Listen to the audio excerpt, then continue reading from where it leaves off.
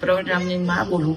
મારો દીકરો દારૂનો ધંધો નહોતો કરતો, વ્યાજ વટાવનો નહોતો કરતો, કોઈની પાસે પૈસા લેવા નહોતો, કોઈને હેરાન નહોતો કરતો. ભાજપની સરકારને એ ન ગમ્યું એટલે અટાણે દિવાળી છે, અંધવારું છે, પણ અમારા માટે અંધારું છે.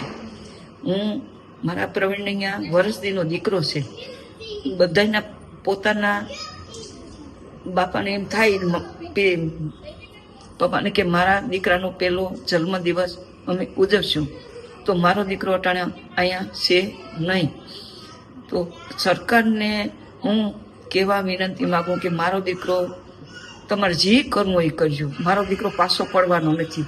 એટલા મારા લોહીના ગુણીનામાં છે. અમે એને બધાય સપોર્ટ કરીએ. ખેડૂત માટે એને જીવ દેવો હોય તો એ દઈ દે. સરકારને જે કરવું એ કરે, એ પાછો નહીં વરે ખેડૂત માટે.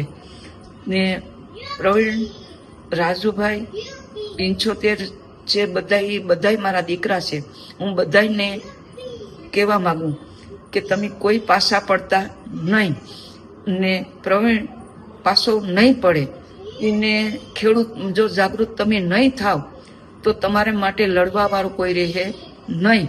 તમારે જાગૃત થવું જ પડશે.